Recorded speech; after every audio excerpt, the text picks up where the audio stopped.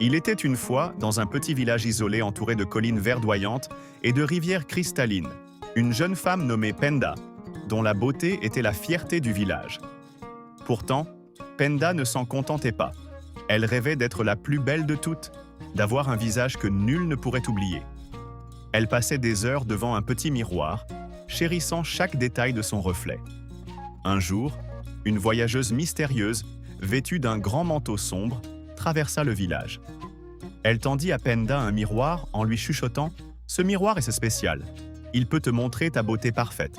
Mais fais attention, toute beauté a un prix. » Ignorant l'avertissement, Demba accepta le miroir, trop fascinée pour se méfier. Cette nuit-là, à la lueur tremblante de la lune, elle fixa son reflet dans le miroir. Son visage y semblait plus beau que jamais, illuminé par un éclat envoûtant. Mais quelque chose n'allait pas. Dans le miroir, son regard devenait étrangement froid et un sourire inquiétant naissait sur ses lèvres. Obsédée par cette vision, elle se mit à contempler ce reflet encore et encore, incapable de détourner les yeux. Les jours passèrent et une transformation insidieuse s'opéra.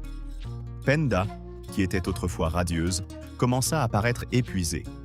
Son éclat naturel disparaissait, comme absorbé par le miroir.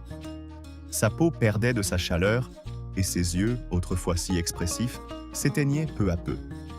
Le village, inquiet, se mit à murmurer à propos de l'étrange changement de Penda. Prise de panique, elle tenta de briser le miroir, mais il ne se fissura pas, semblant presque la narguer. Désespérée, elle alla voir les anciens du village. Ils lui révélèrent alors la vérité. Le miroir capturait son âme, sa beauté et son bonheur, ne lui laissant qu'un reflet vide. Pour briser la malédiction, Penda devait renoncer à sa vanité et redonner ce qu'elle avait autrefois pris. Demba décida alors d'abandonner le miroir et de se consacrer aux autres. Elle planta des fleurs, chanta pour les enfants et passa du temps à écouter les histoires des anciens.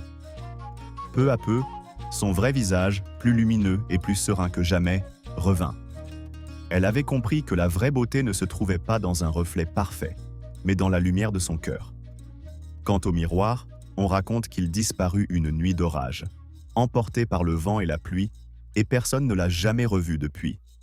Mais le village se souvint longtemps de la leçon de Penda. Moralité.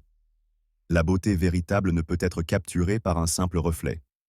Ceux qui la recherchent sans gratitude risquent de perdre ce qui les rend vraiment humains.